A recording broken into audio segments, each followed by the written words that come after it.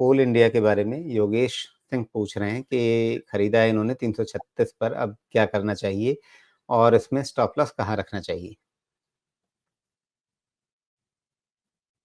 कोल India.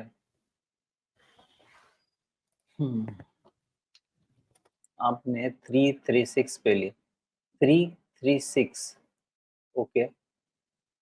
ठीक है, तो फिर आपने मोमेंटम लिया है ना, तो मोमेंटम में गैप अप ओपनिंग है और 330 का लो है, तो that should be the stop loss, क्योंकि मोमेंटम तभी तक रहेगा जब तक 330 रहेगा। तो मतलब 1 उस दिन हिसाब पहले ही से लिया है इन्होंने?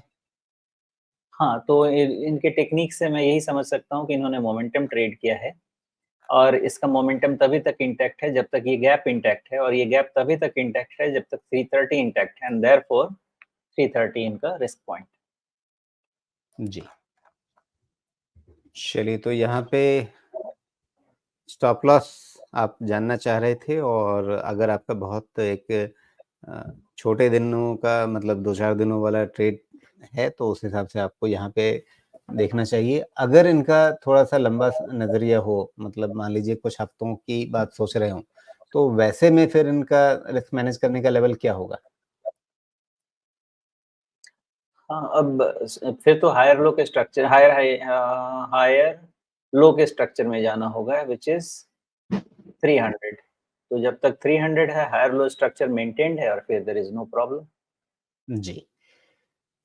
या फिर उससे पहले ये जो गैप बना है, इसी को मान के चल लें? नहीं, गैप मोमेंटम के लिए है और बाकी ओवरऑल स्ट्रक्चर के लिए 300 है। चलिए, तो इन लेवल्स का ध्यान रखिए। आपका ट्रेड 2-4 दिनों का है, 2-4 हफ्तों का है, कितने समय के लिए आपने लिया है, ये सब देख कर के, और जो लेवल्स सोमेश जी ने बताए, उसके हिसाब से आप अपना निर्णय लीजिए। बाकी बार-बार हम लोग कह रहे हैं कि ये सारी बातचीत आपको एक ज़रूरी इनपुट देने के लिए है, जिससे आप अच्छा डिसीज़न ले सकें खुद अपने स्तर पे। लेकिन ये कोई सीधी-सीधी सलाह नहीं है कि आप ऐसा ही कर लीजिए। आपको खुद सोचना समझना है, खुद अपनी पढ़ाई-लिखाई करनी है और उसके हिसाब से एक इन्फॉर्म्ड डिसीज़न लेना है।